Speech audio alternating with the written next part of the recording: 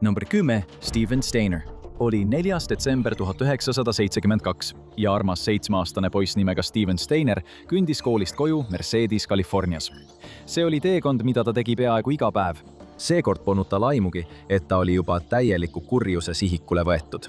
Ta polnud ainus, keda sel päeval lähenes Irvin Edward Murphy, täiskasvanud mees, kellel oli veidi hajameelne olek. Mitte otseselt ähvardav, lihtsalt veidi imelik. Irvin oli jaganud lastele usulisi voldikuid, püüdes aru saada, kellel neist on usk issandasse. Täna pidi Steveni religioosne kasvatus teda karistama kõige julmemal ja õudsemal moel, mida ette võib kujutada. Ta oli Irviniga viisakas, sest ema oli talle alati õpetanud, et tuleb olla sõbralik ja viisakas. Irvin küsis Stevenilt, kas tema ema oleks huvitatud mõnest usulisest kirjandusest. Kui Steven ütles, et jah, loomulikult oleks ta huvitatud, veeres kurat ise valge Buickiga nende juurde. Ruulis oli Kenneth Parnell, kes näis olevat küllaltki sõbralik. Kennethil oli palju ühist Steveni vanuste poistega. Näiteks meeldis talle teeselda. Ta meelitas 1951 aastal veel ühe süütu väikese poisi oma küüsi, teeskledes abivalmis politseiniku. Aga 1970ndate algus oli süütum aeg, enne kui räägiti võõrastest ohtudest ja tõsielu krimidokumentaalidest. Steven ja Irvin ronisid Kennethi Buicki tagaistmele. Stepheni perekond ei näinud teda enne, kui ta oli 14-aastane. Steinerite elu muutus põrguks, sest üleriigilised kampaaniad kadunud lapse leidmiseks ei andnud mingit tulemust. Stepheni vanemad olid laastatud. Elu oli juba niigi raske 4 teise lapsega, kuid Stepheni puudumine ja pidev muretsemine tema tagasituleku pärast neelasid nad endasse. Stepheni vanem vend Kerry tundis, et elab oma kadunud venna varjus, jäädes tähelepanuta, kuna vanemate leinaraskus tõmbas kogu nende tähelepanu temalt ära. Võib-olla oleksid Steineri vanemad märganud pimedust, mis Kerry südames kasvas, kui Stevenit poleks kunagi ära viidud. Kuid nüüd oli juba liiga hilja. Need esimesed hirmutavad tunnid, kui Steven koolist koju ei tulnud, muutusid päevadeks, nädalateks, kuudeks ja lõpuks aastateks. Ja siis hakkas lootus teda kunagi veel näha hääbuma. Loomulikult nad ei andnud kunagi alla, kuid mõnikord tegi mitte allaandmine veel rohkem haiget, kui nad mõtlesid, mida väike Steven pidi läbi elama. Ja kõige kurvem osa on see, et ükskõik kui kohutavaid stsenaariume nad oma peas ette kujutasid, ei lähenenud need ilmselt õudustele, mida Steven Steiner tegelikult läbi elas. 1. märtsil 1980 ilmus Steven Steiner uuesti välja ja ta ei olnud üksi. Nüüdseks 14-aastane Steven Steiner ilmus California Ukiahi politseijaoskonda, tema kõrval 5-aastane Timothy White. Keegi ei oleks osanud ette kujutada sündmuste ahelat, mis viis Steveni ja Timothy tagasi oma perede juurde, kuid nad olid peagi sellest teada saamas. Pärast Steveni röövimist 7 aastat varem viis Kenneth Parnell ta Caffeys Valley eraldatud majakesse. Ja just seal algas ajupesu. Kenneth oli juba Irvini, vaimse puudega mehe, oma mõju alla saanud, veendes teda, et see röövimisplaan on heatahtlik missioon kasvatada last religioosselt. Tegelikkus oli hoopis teistsugune. Kenneth ütles Stevenile, et tema vanemad olid ta ära andnud, et neil oli liiga palju lapsi ja et nüüd on tema Steveni seaduslik hooldaja. Nii algas peaaegu 10 aastat kestnud julmus ja kuritarvitamine, kui Kenneth viis Stevenit ühest koolist teise, andes talle uue nime Dennis Gregory Parnell. Ta võttis Stevenilt tema pere, ta võttis temalt tema inimeseks olemise, ta võttis temalt isegi tema identiteedi, lootes kujundada temast täiuslikku tööriista. Kui Steven sai teismeliseks ja kaotas peaaegu kogu lootuse põgeneda, kaotas Kenneth tema vastu huvi. Siis otsustas ta kasutada teda tööriistana, et meelitada ligi nooremat poissi. See ei õnnestunud kunagi ja Kenneth arvas alati, et Steven on saamatu. Ta ei teadnud, et Steven saboteeris vaikselt iga kord röövimiskatseid. Tegelikult polnudki Steveni enda ohutus see, mis pani teda pärast kõiki neid piinamise aastaid põgenema. Selleks ajendiks oli Parnelli poolt 5-aastase Timothy White'i röövimine, kellele ta kavatses teha läbi kõik need samad kohutavad õudused, mida ta oli Stevenile põhjustanud. 1980. aasta 1. märtsil otsustas Steven, et on aeg põgeneda, kui Kenneth oli tööl ära, võttes Timothy endaga kaasa. Nad hääletasid kilomeetreid, enne kui jõudsid Ukiahi politseijaoskonda. Kenneth Parnelli vahistamiseks anti välja order ja mõlemad poisid viidi koju tagasi. Kuid nagu tihti juhtub mõnes selle videoloos, jääb pimedus vahel kestma ka siis, kui kuritegu on juba läbi. Parnell veetis oma kuriteo eest vanglas vaid 5 aastat ning Steven hukkus peaaegu 10 aastat hiljem mootorrattaõnnetuses. 24-aastaselt Timothy oli tema matustel üks kirstukandjatest. Steveni vanem vend Kerry sai hiljem jõhkraks sarimõrvariks, kes tappis 4 naist. Aga puhtast sadismist toime pandud kuritegu võib mõnikord olla arusaadavam kui kuritegu, mis on sooritatud väänatud armastuse nimel. 9. Mao Jin, 1988. Aasta oktoobris sai Li Zhengzai, Hiinas teraviljaeksportijana töötav naine telegrammi, mis sisaldas 6 sõna ja pani ta luudeni värisema. See oli tema abikaasalt ja seal seisis: häda kodus, tule kohe tagasi. Zhengzai küsis paanikas oma juhatajalt, mida see kõik võiks tähendada. Kivinäoga ütles ta lihtsalt välja iga vanema halvima õudusunenäo. Teie poeg on kadunud. Nii hakkas tema ja tema abikaasa maailm tema ümber kokku varisema. Poiss, Mao Jin, vaid 2,5-aastane, oli tema uhkus ja rõõm. See oli Hiina kurikuulsa ühe lapse poliitikaaeg, nii et iga pere sai kogu oma armastuse ja tähelepanu pühendada ainsale lapsele, keda neil lubati saada. Mao Jin oli alati olnud nii armas ja uudishimulik väike poiss. Zhengzai meenutas hiljem meeldejäävat reisi loomaaeda, kus poiss, kelle vanemad olid hüüdnimeks pannud Jia, mis tähendab suur, näis isegi rõõmuga imetlevat maapinnal roomavat tussi. Miski selles olukorras ei tundunud loogiline. Tema isa kõndis temaga lihtsalt lasteaiast koju, nagu ta tegi igal teisel päeval nende kodulinnas Xianis. Mao Jini isa peatus vaid hetkeks lähedal asuvas hotellis, et talle klaas vett tuua. Just nende 2 minuti jooksul, kui ta vett jahutas, kadus tema poeg jäljetult. See oli iga vanema kõige hullem õudusunenägu, kuid alguses olid nad siiski optimistlikud. Pärast seda, kui nad kohe võimudele teada andsid, arvasid nad, et poiss leitakse peagi üles. Nad ei osanud aimatagi, kui rasked aastakümned neid ees ootavad. Aga tõenäoliselt poleks Mao Jini kunagi leitud, kui poleks olnud üht otsustavat tegurit. Li Zhengzai oli ema, kes ei andnud kunagi alla, ükskõik mis ka juhtuks. Kui tema poeg oli kadunud, asus ta kohe tegutsema, trükkides ja jagades üle 100 000 lendlehe, et levitada infot Mao Jini kadumise kohta. Tema süda valutas pidevalt kaotuse valu tõttu. Tüütav hääl tema peas ütles talle, et ta ei näe oma poega enam kunagi. Aga see oli hääl, mida ta keeldus kuulamast. Ta leiab oma Jia, isegi kui see võtab kogu tema ülejäänud elu. Selle kõige keskel sai Zhengzai teada ühest kurjast kuulujutust. Veel üks noor paar oli väidetavalt adopteerinud lapse, kes nägi välja täpselt nagu tema kadunud poeg. Ta ei rahune enne, kui see on kinnitatud. Ta jälitas paari üle kogu riigi, kuid nad näisid alati olevat 1 sammu võrra ees, piinates teda võimalusega, et see õudusunenägu võiks viimaks lõppeda. Kuid lõpuks sai ta teada, et paari väike poiss polnud tegelikult Mao Jini. See oli laastav löök, kuid ükski löök pole nende jaoks piisav, et nad lõpetaksid proovimise. Aastakümnete jooksul aitas Zhengzai otsing leida ja peredega taas ühendada 29 kadunud last. Kuid tundus, et see õnn ei ulatu kunagi temani.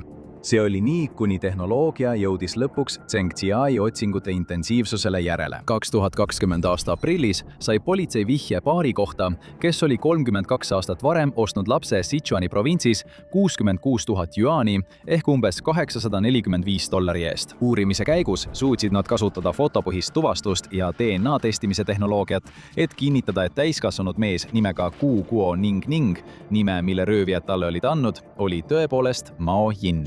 Kõik need aastad tagasi röövisid inimkaubitsejata ja müüsid lastetule paarile, kelle juures ta elas täiesti teistsugust elu.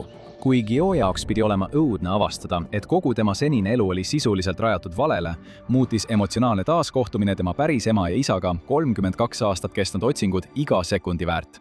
Mõned taaskohtumised sünnivad tohutust pingutusest. Teised sünnivad kõige kummalisematest kokkusattumustest, mida ette võib kujutada. 8. Zephanie Nurse. Öeldakse, et sünnitus on üks raskemaid asju, mida naine võib kogeda, ja ükski elav inimene ei tea seda paremini kui Celeste Nurse. 28. aprillil 1997 tehti Celestile keisrilõige Lõuna-Aafrika Vabariigis Kaplinna Grotescuuri haiglas, et sünnitada terve tüdruk, kellele ta pani nimeks Zephanie. See oli kurnav ja valus kogemus, jättes ta pärast operatsiooni rahustit tõutu. Ometi lebas tema vastsündinu mitte kaugelt tema voodist hällis, kord nuttes, kord magades. Pingelistel päevadel, mis järgnesid, mäletas ta, kuidas üks medõde tema voodi juurde tuli või vähemalt naine, kes oli riietatud nagu medõde. Naine tõstis Zephanie hällist välja ja hoidis teda, lohutades teda, kui ta nuttis. Siis hakkasid valuvaigistid mõjuma ja ta kaotas teadvuse. Kui sellest ärkas, leidis ta oma voodi kõrval päris medõe, kes paaniliselt küsis, kus tema laps on. Häll oli tühi. Zephanie oli kadunud. Politsei kutsuti kohale ja nad alustasid kohe kogu haigla põhjalikku otsingut. Nad ei leidnud Stephanit, kuid avastasid hoopis hirmutava jälgede raja, mis näitas, kui hoolikalt tema röövija oli oma plaani ellu viinud. Nad leidsid hüljatud padja, mida politsei arvates kasutas tema röövija selleks, et teeselda rasedust ja haiglasse sisse pääseda. Seejärel vahetas ta riided realistliku meditsiiniõe kostüümi vastu ja hakkas teiste lapseootel emadega sõbrunema. Kuigi ta võis tunduda kena, oli ta tegelikult hunt lambanahas, kes otsis oma plaani jaoks täiuslikku ohvrit. Tõenäoliselt tähendas see, et Celeste oli keisrilõikele kirja pandud, et oleks pärast sünnitust narkoosis, muutes ta kergemini mõjutatavaks ohvriks. Plaani oli traagiliselt täide viidud ilma ühegi viperuseta. 5 päeva hiljem naasis Celeste koju ilma beebita. Järgnenud aastad olid tõeline piin. Nurse'i perekond tegi uurijatega koostööd ja korraldas lakkamatuid meediakampaaniaid, et tõsta teadlikkust kadunud Stephanist. Oli valesid vihjeid, mis tõid kaasa vaid rusuva pettumuse. Ühes eriti vastikus juhtumis teeskles Glenda Tubel, Celeste ema naaber, et ta teab, mis juhtus, ainult selleks, et perekonnalt raha välja pressida. Selle aja jooksul sündis Celestel teine tütar, Cassidy. Ja 2015 aasta jaanuaris, 17 aastat pärast Stephani kadumist, läks ta uude kooli. Seal kohtus ta veidi vanema tüdruku, Misha Solomoni, ning kõik nende sõbrad märkisid, kui hämmastavalt sarnased nad välja nägid. Kui Cassidy isa Mornay sellest kuulis, korraldas ta kohtumise enda ja tütre uue sõbranna vahel. Selgus, et see tütre uus sõbranna oli samuti tema tütar. DNA-test kinnitas seda. 17-aastane Misha Solomon oli tegelikult Stephani nurse. Naine, keda ta pidas oma emaks, oli tegelikult tema röövija, Lavonna Solomon. Kuigi Solomoni teod olid vaieldamatult koletuslikud, on teda siiski raske mitte ka haletsusväärsena näha. Teda ajendas hullumeelsuse hoog, mis oli tingitud mitmest raseduse katkemisest. Lavonna arreteeriti ja viidi vanglasse inimröövi eest. Misha Solomon otsustas elada mehega, keda ta oli pidanud oma isaks, kellel tõestati puuduvat teadmist röövist, mis tõi talle tütre, Stephani, kes kannab endiselt nime Misha Solomon pärast raskusi suhete loomisel oma bioloogiliste vanematega, on sellest kogemusest kirjutanud raamatu pealkirjaga Stephani, 2 ema, 1 tütar. See on hämmastav tõesti sündinud lugu ja kuidagi läheb see veelgi kummalisemaks. 7. Alex Batsi. Alex Batsil oli, nagu võiks öelda, ebatraditsiooniline kasvatus. Ta oli 2-aastane, kui isa lahkus. Teda kasvatasid ema Melanie ja vanaema Suzanne, kellest hiljem sai tema seaduslik eestkostja. Ta oli 11-aastane, kui ema Melanie ja vanaisa viisid ta 2017 aastal puhkusele Andaluusiasse, Hispaaniasse. Kõik see oli kokku lepitud Alexi vanaemaga ning nad pidid Inglismaale tagasi pöörduma 8. oktoobril, kuid seda ei juhtunud. Alexit nähti viimati Malaga sadamas. Mis teeb Alex Batti juhtumi eriti kummaliseks, on see, et Susan sai peagi Facebooki sõnumi Alexi röövijalt, omaenda tütrelt, Alexi emalt. Sõnumis oli kõhe video Alexist koos oma ema ja vanaisaga, kus nad selgitasid, et kolivad alternatiivse elustiiliga kommuuni Marokosse. Seel hoiavad nad teda eemal sellest, mida nad pidasid Suurbritannia tavakooli ja igapäevaelu ajupesuks. Kuid kuigi elu, millesse Alexit tiriti, oli kindlasti alternatiivne, polnud see sugugi tervislik. Alex ütles hiljem, et esimesed paar aastat nomaadielust, kuhu ema ja vanaisa ta tirisid, olid pigem nagu puhkus. Kuid kui ta sai 14-aastaseks, jõudis reaalsus kohale. Ta aitas aeg-ajalt kaasa maalritööde ja kinnisvara renoveerimisega, saades selle eest majutust, kuid lõpuks lahkus, et jätkata formaalset haridusteed ja otsida tulevikus stabiilsust. Just siis hakkas ta kaaluma Ühendkuningriiki naasmist. Hiljem ütles ta: hakkasin kaaluma iga elustiili plusse ja miinuseid ning mõne kuu pärast sain aru, et Inglismaa on kindlasti õige tee edasi. Ta jättis emale kirja ja lahkus keset ööd eraldatud külaliste majast, kus ta peatus. Ta võttis kaasa vähese raha ja mõned hädavajalikud asjad. 2023 aasta 13. detsembril leidis 26-aastane kuller ta kell 3 öösel tee ääres uitamas. Kuller tundis muret ja võttis Alexi peale, mis tegi sellest juhtumist täieliku vastandi paljudele sarnastele lugudele. Võõra autosse istumine aitas Alexil seekord pääseda ohtlikust olukorrast. Ta viidi politsei juurde, kes aitas tal 6 aastat pärast kadumist tagasi Ühendkuningriiki naasta. Ta ei kandnud selle juhtumi puhul oma röövijate vastu vimma, öeldes, et ta armastab endiselt oma ema ja vanaisa. Ta lihtsalt ei tahtnud nende eluviisi järgida.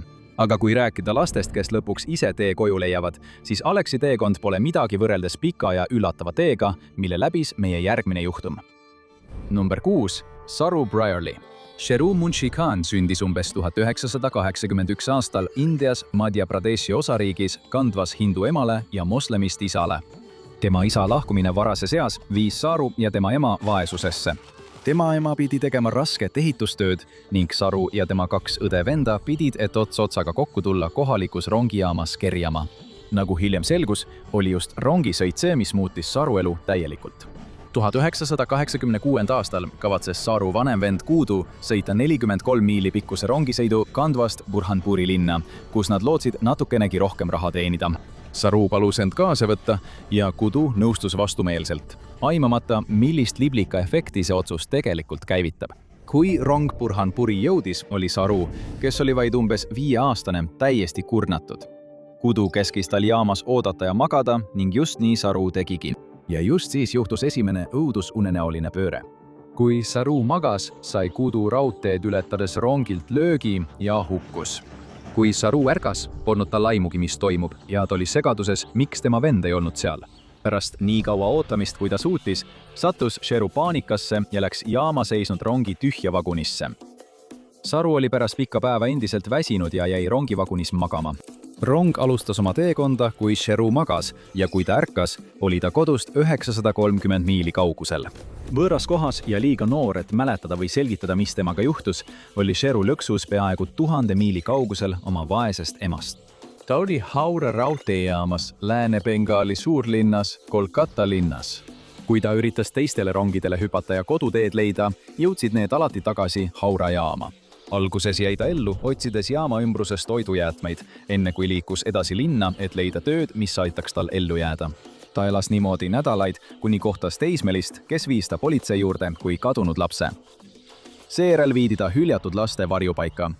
Kuna ta ei suutnud oma vanuse tõttu anda mingit teavet oma ema ega kodu kohta, pandi ta lapsendamisele.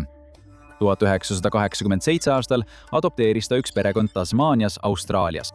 Samal ajal otsis Saru ema Kamla oma 2 kadunud poega. Pärast ränka uudist, et Kudu oli tapetud, tegi ta kõik endast oleneva, et jätkata Saru otsimist. Saru kasvas üles Austraalias, õppis inglise keelt ja omandas hiljem ärijuhtimise ja hotellinduse kraadi Australian International Hotel Schoolis Canberras. Kuid samal ajal, kui ta omandas oma kvalifikatsioone, töötas ta ka teise projekti kallal, kasutades aastaid järjest Google Earthi, et proovida leida tee koju. Ta joonistas hoolikalt raudteeliine üle India, tuginedes oma ähmasele mälule ja kogus kokku kõik võimalikud tõendid, et leida oma kõige tõenäolisem päritolukoht. Ja just see aitas ta Kandva üles leida. Pärast seda, kui ta võttis kohalikega ühendust Facebooki grupi kaudu, sai ta veelgi kindlamaks, et see oli tema sünnilinn. Ta lendas tagasi 25 aastat pärast esimest lahkumist ja kõndis tänavatel kaasas lapsepõlvefoto endast. Ta küsis, kas keegi oli selles piirkonnas üle 2 aastakümne tagasi lapse kaotanud. Kogukonna liikmed juhatasid ta peagi tagasi tema ema ja ellujäänud õdede-vendade juurde, kes olid nüüd haritud ja tagasihoidlikult edukad. Südant soojendav lugu ebatõenäolisest taasühinemisest vallutas kogu maailma ning Saru raamat A Long Way Home tehti Oscari nominendiks saanud filmiks Lion, kus Sarut mängis Dev Patel. Kui see lugu oli Hollywoodi jaoks valmis, siis meie järgmises loos on rohkem pöördeid kui kõige pöörasemas põnevikus. 5. koht. Paul Franchek. 26. aprillil 1964 sündis Chicago, Illinoisi osariigis Michael Reese'i haiglas Dora Franchekil poeg Paul Joseph Franchek. Tal polnud aimugi, kui veidraks tema elu muutub. Päev pärast sünnitust lähenes voodis lebavale Dorale naine, kes oli riietatud medõeks ja ütles talle, et arst soovib Pauli lähemalt vaadata, et veenduda tema tervises. Kuna Dora ei olnud põhjust arvata, et talle valetatakse, andis ta väikese Pauli üle ja ta oligi läinud. Nii-öelda medõde lahkus Pauliga hoonest ja teda ei nähtud enam kunagi. See käivitas Chicago ajaloo suurima inimjahi selle ajani, millesse kaasati massiliselt 175 000 postitöötajat, 200 politseinikku ja FBI. Reaktsioon sellele juhtumile oli erakordselt kiire. Juba sama öö südaööks otsiti läbi 600 kodu. Kahjuks sellest ei piisanud ja Paul lipsas kõigi sõrmede vahelt läbi. Kõik see oli juba iseenesest elav õudusunenägu. Kuid pärast seda muutusid asjad kõigi asjaosaliste jaoks veelgi veidramaks. 2. juulil 1965 leiti New Jersey osariigis Newarkis kaubanduskeskuse keskel hüljatud poisslaps vankris. Laps pandi kasuperre, kus tema kasuvanemad andsid talle nimeks Scott McKinley. FBI'l olid teised mõtted selle kohta, kes ta võiks olla. Kas tema röövija võis tunda kahetsust või mõista, et tal pole oskusi ega ressursse lapse eest hoolitsemiseks? Keegi ei saanud seda teada, kuid Dora oli nii õnnelik, et nägi oma poega taas, et ta ei hoolinudki eriti. Paul sai Franchaki perega taas kokku ja tundus, et kõik saab korda, kuni Paul sai 10-aastaseks. Jõulukingitustele piiludes leidis ta hoopis ühe ajalehe eksemplari, mis kajastas tema röövimist. Loomulikult oli ta sellest häiritud, arvestades, et see juhtum leidis aset siis, kui ta oli liiga noor, et seda mäletada. Ta küsis Dora käest selle kohta ja Dora tundus olevat mures, et ta sellest üldse teada sai. Ta noomis teda ja ütles, jah, sind rööviti. Me leidsime su üles. Me armastame sind ja see on kõik, mida sa teadma pead. Kuid selline vastus suurendas Pauli muret, mitte ei leevendanud seda. Sellest päevast alates kahtlustas ta alati, et Franchakid ei ole tegelikult tema päris vanemad. Kuid ta vaikis sellel teemal peaaegu 40 aastat. 2012 aastal, olles seda koormat kogu elu kandnud, tegi ta DNA-testi ja palus oma vanematel samuti proovid anda. Nad nõustusid alguses, kuid pärast proovide saatmist palusid nad tal tungivalt mitte testi lõpule viia. Mõte sellest, mida ta võiks teada saada, oli lihtsalt liiga kohutav. See polnud lihtne otsus, kuid Paul otsustas DNA-testi siiski ära saata, ainult selleks, et avastada, et ta polnudki Paul. DNA kinnitas, et ta oli hoopis teine kadunud laps nimega Jack Rosenthal, kelle tema julmad ja psüühiliselt tasakaalust väljas sünnivanemad olid aastakümneid tagasi kaubanduskeskusesse jätnud. Selgus, et Paul Franchak polnudki kunagi koju jõudnud. Kuid veel ühe kummalise saatuse keerdkäiguna oli tõeline Paul Franchak tegelikult täiesti elus. 2019. aasta DNA-test kinnitas, et Paul, teadmata midagi oma uue elu süngetest juurtest, elas hoopis Michiganis mehe nimega Kevin Ray Batty. Tal ei õnnestunud kunagi oma sünniemaga isiklikult kohtuda, kuid enne kui ta 56-aastaselt vähki suri, pidasid nad mitu telefonikõnet. Siiani pole lahendatud küsimust, kes röövis päris Paul Franchaki ning FBI peab seda juhtumit endiselt lahendamata looks. 4. Natasha Ryan. Natasha Ann Ryan oli 14-aastane, kui tema ema viis ta 1998 aastal kooli. See oli külm augustikuu Rockhamptonis, Queenslandis, kuid miski õhus ei ennustanud eesootavat õudust. Tol õhtul Natasha koju ei tulnud, mis tekitas tema vanemates kohe muret. Nad olid tema pärast mures ja nende mõtted pöördusid kohe kõige tõenäolisema kahtlusaluse poole, Scott Blacki, nende tütre 22-aastase poissõbra poole. Black oli alati Natasha jaoks halb mõju olnud, justkui poleks piisavalt suur ohumärk juba see, et 22-aastane mees käib alaealise tüdrukuga. Ta oli julgustanud teda kuu aega enne tegelikku kadumist koos temaga ära jooksma ja salaja abielluma. Kuid umbes samal ajal kerkis esile palju süngem võimalus, et Natasha võis olla aktiivse sarimõrvari ohver, kes tegutses piirkonnas, kus ta kadus. See oli Leonard Fraseri kuritegude laine, kes ründas ja tappis mitme aasta jooksul 4-7 naist, enne kui ta 1999 aastal, aasta pärast Natasha kadumist, tabati. Samal aastal pidi Natasha poissõber Scott Black samuti Rockhamptoni magistraadikohtus Natasha põgenemiskatse juhtumi tõttu aru andma. Ta mõisteti süüdi takistamises, kuna ta väitis, et ei teadnud oma alaealise tüdruksõbra asukohta tol ajal. Mõned julgesid optimistlikult arvata, et äkki oli välk 2 korda samasse kohta löönud ja Scott oli taas Natasha kadumise eest vastutav.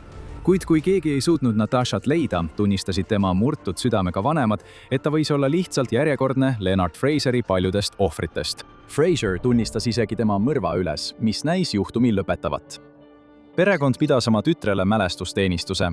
Siis 2003. aastal Leonard Fraseri kohtuprotsessi ajal sai politsei anonüümse vihje, et Natasha on elus ja terve ning viibib ühes majas Põhja Rockhamptonis. Natasha isa oli kuuldu peale peaaegu kokku varisemas. Maja, mida üüris loomulikult Scott Black, otsiti läbi. Politsei avastas, et Natasha oli end peitnud maja magamistoa kapis. Seda tegi ta alati, kui külalised külla tulid. Liikus vabalt majas ainult siis, kui kohal olid vaid tema ja Scott ning käis väljas ainult öösiti. Selle asemel, et olla röövitud, kujutas Natasha kogu sündmust hoopis nii, et ta põgenes omal vabal tahtel koos Scottiga. On selge, et siin oli tegemist mõjutamisega, arvestades nende 2 vanusevahet. Juhtum sai meediasensatsiooniks. Siis läks asi veel segasemaks. Natasha andis vabatahtlikult tunnistusi oma väidetava mõrvari kohtuprotsessil, kinnitades, et ta polnud teda oma elu jooksul kunagi kohanud. Nii Natasha kui ka Scottile esitati süüdistused kogu skeemi eest, kusjuures Natasha sai trahvi valeuurimiste põhjustamise eest. Scott saadeti vande all valetamise eest vanglasse ning ta pidi maksma tohutuid uurimiskulusid. Fraser suri vanglas 2007. aastal. 2008 aastal abiellusid Natasha ja Scott ning elasid edasi kogu fiaskost saadud tuludest. Väidetavalt müüs ta eksklusiivsed pulmafotode õigused ühele ajakirjale $200,000 eest.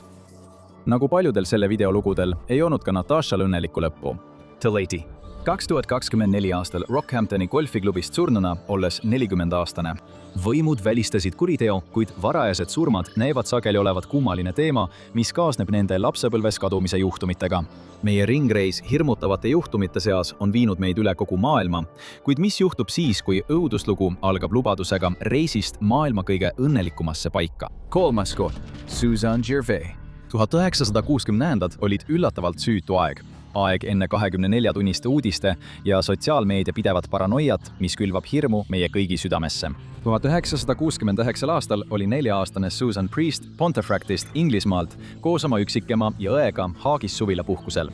Teine Šotimaalt pärit perekond samas laagris tegi Susan Priesti emale uskumatult hea pakkumise. Nad oleksid rõõmuga viinud Susan Priesti tasuta ainukordsele reisile Floridasse, et ta saaks külastada Disney Worldi. Kõik, mida ta oleks pidanud tegema, oli andma neile Susan Priesti sünnitunnistuse ja nad oleksid saanud ta oma passi reisiks lisada. Eirates kõiki ohumärke, mis kaasnevad 4-aastase lapse võõrastele rahvusvaheliseks reisiks andmisega, nõustus ta ja andis dokumendid üle. Muidugi oli talle antud lubadus vale. Susan Priest ei viidud kunagi Disney Worldi. Selle asemel viidi ta Kanadasse ja Uus-Meremaale, enne kui ta asus elama Austraaliasse koos oma uute vanematega. Ta uskus lihtsalt, et ta on lapsendatud.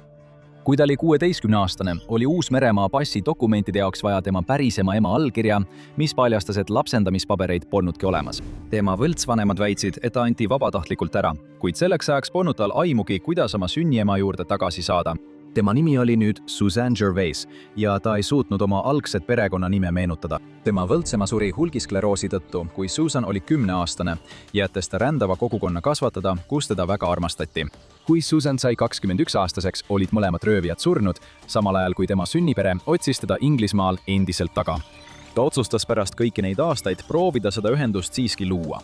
Oma abikaasa ja laste julgustusel suutis Susan leida oma pere Pontefracti kohalike Facebooki grupi kaudu 53 aastat pärast seda, kui ta esimest korda kadus. Tal õnnestus taas ühenduda oma õdede-vendadega ja korraldada nendega kohtumine silmast silma. Kahjuks suri tema sünniema 8 aastat enne seda kõike, teadmata kunagi, mis tema tütrega juhtus, kõik sellepärast, et üks paar otsustas vanemat petta ja nende lapse igaveseks ära röövida. Oleme selles videos arutanud nii paljusid hirmutavaid juhtumeid, kuid ükski neist ei saa võrrelda sellega, mis juhtub siis, kui sinu röövimisega kaasneb ka mõrv. Teine koht, Heather Robinson. Videos, kus on olnud tõeliselt koletuid kurjategijaid, on vähesed nii kurjad kui John Edward Robinson, ehk nagu ta ise internetis end nimetas, Slave Master. Oma õõvastava kuritegude lainega, mis jättis 8 naist surnuks, sai Robinsonist interneti esimene sarimõrvar. Ta oli üks esimesi, kes kasutas internetti oma arvukate pettuste läbiviimiseks ja süütute inimeste lõksu meelitamiseks. 1985 aastal lähenes ta 19-aastasele emale Lisa Stassile Hope House'i naiste varjupaigas, kasutades vale nime John Osborne. Ta lubas pakkuda eluaset ja rahalist abi vaesuses elavale 19-aastasele Liisale ja tema 4-kuusele tütrele Tiffanyle, kui naine kirjutab alla tühjadele paberitele. Tegelikult oli see lihtsalt skeem, et võltsida lapsendamisest loobumise dokumente, varastada ja müüa laps ning seejärel Liisa jõhkralt mõrvata. Muide, päev pärast Lisa Stassi kadumist pöördus Robinson oma venna Tony ja tema naise poole uskumatult hea pakkumisega. Paaril oli raskusi lapsendamisega, kuid ta oli justkui juhuslikult saanud beebinaiselt, kes, polnud enam nende seas. Robinsonid lapsendasid kohe Tiffany Stassi ja nimetasid ta ümber Heather Robinsoniks.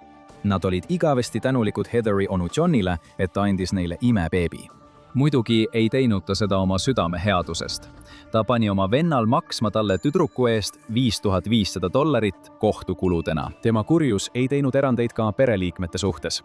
Alles siis, kui Heather sai 15-aastaseks, sai ta teada kohutava tõe, pärast seda, kui tema onu John arreteeriti oma kuritegude eest. Tema enda onu oli tapnud tema sünniema ja andnud ta uutele vanematele. Robinson on tänaseni surmamõistetute osakonnas, samal ajal kui Heather teeb kõik, et jätkata võimalikult normaalset elu. Aga mis sai sellest lapsest, kellel kulus kõige rohkem aega, et kodutee üles leida? Number 1. Luis Albino. Kui rääkida kadunud lastest, kes pärast kadumist tagasi tulevad, pole ükski juhtum kummalisem ega ebatõenäolisem kui 6-aastase Luis Albino juhtum. 1951. Aastal mängisid Louise ja tema vanem vend Roger Californias Oaklandi pargis, kui nende juurde tuli võõras täiskasvanud naine. Ta tundus piisavalt sõbralik, eriti noorema ja naiivsema Louise Albino suhtes, kuid temas oli midagi häirivat. Ta ütles Louise'ile, et kui poiss talle järgneb, saab ta vaevatasuks tasuta kommi. See oli lihtne trikk ajal, mil inimesed vaevalt veel lasteröövijate olemasolule mõtlesid. Kui Louise Albino naisega kaasa läks, jäägnes Roger neile, hoides neil silma peal. Vaid 10-aastasena ei saanud ta midagi eriti teha, kui olukord oleks halvaks läinud. Selle asemel jooksis ta koju, et täiskasvanule teada anda, kuid selleks ajaks oli juba liiga hilja. Louise Albino oli ära viidud. Loomulikult pöördus Louise'i perekond kohe Oaklandi politsei poole. Kuna Louise'i ema, Antonia, oli Puerto Ricost pärit ja rääkis ainult hispaania keelt, oli Roger peamine kontaktisik. Uurijad võtsid noore Rogeri sõnu tegelikult väga tõsiselt. Nad alustasid ulatuslikku ühisotsingut, tuginedes rangelt tema tunnistusele, et tundmatu naine, kellel oli peas bandaan, viis Louise'i minema. Kui uurimise jaoks olulised tunnid möödusid, kontrollis rannavalve Jack Londoni väljaku ja San Francisco lahe ümbruses olevaid veekogusid, kuid ei leidnud midagi. Selle kõige toimumise ajal libises tõeline võimalus Louise'i tagasi saada neil käest. Ühtegi jälge polnud ning hoolimata Antonia sagedastest külastustest Oaklandi politseijaoskonda ei tehtud mingit edusamme. Perekond tegi veel ühe katse vastuseid leida 1966. aastal, 15 aastat hiljem. Selleks ajaks oleks Louis olnud 21-aastane, kui ta oleks veel elus. Nagu Albino perekond lootis, võis ta olla jätnud jälje sõjaväeteenistuse eksamitele, kuna Vietnami sõja ajateenistus oli nüüd täies hoos. Õnne ei olnud, kuid nad ei kaotanud siiski lootust. Nad tegid mitu reisi tagasi Puerto Ricosse, et otsida Louis't juhuks, kui ta oleks sinna viidud. Ikka polnud mingit märki. Aastad muutusid aastakümneteks. Lõpuks suri Antonia 2005 aastal, saamata kunagi teada, mis tema pojaga juhtus. Roger, hoolimata sellest, et tal polnud tegelikult mingit võimu olukorda muuta, kandis tõenäoliselt kogu selle aja süüd, et ta ei suutnud oma venda päästa. Inimesed arvasid tõenäoliselt, et Louise on nüüdseks surnud. Tema keha pole muud kui luud. Kuid kõik muutus 2020. aastal puhta juhuse tõttu. Alida Alekin, Louise'i 63-aastane õetütar, otsustas lihtsalt lõbu pärast teha DNA-testi, kuid avastas selle käigus, et tal on 22% DNA kattuvus teisel pool riiki idarannikul. See tundus liiga hea, et olla tõsi. Aga kas see võis olla Louise? See oli proovimist väärt. Ta üritas ühendust võtta, kuid ei saanud kunagi vastust. Selle asemel pöördus ta 2024 aastal tagasi Oaklandi politsei poole ja andis neile selle info, paludes abi selle uue vihje uurimisel. Sealt edasi võtsid asja üle FBI ja California justiitsministeerium ning lootus jäi püsima. See oligi tõepoolest Louise Albino, kes leiti 79-aastasena 73 aastat pärast tema kadunuks jäämist. Kui tundmatu naine, kes ta röövis, oli tõenäoliselt juba ammu surnud, suutis Louise kinnitada, et ta viidi idaranniku paarikese juurde, kes kasvatasid teda nagu oma last. 7 aastakümne jooksul pärast tema kadumist oli ta töötanud tuletõrjujana ja teeninud 2 korda Vietnami sõjas merejalaväes. Tal olid ka lapsed ja lapselapsed. Kui seos kinnitati, reisis Louise tagasi Californiasse. Ta sai kohtuda oma venna Rogeriga 2 kuud enne seda, kui Roger ise suri. See on veel üks tõestus sellest, et päriselu on sageli palju kummalisem kui väljamõeldis. Kas sul on ikka veel isu veelgi veidamata kadumismüsteeriumite järele? Sa pead kindlasti vaatama lugu 10 aastat kadunud olnud töötaja leiti supermarketist ja teisi lugusid kadunud inimestest. Või vaata hoopis seda.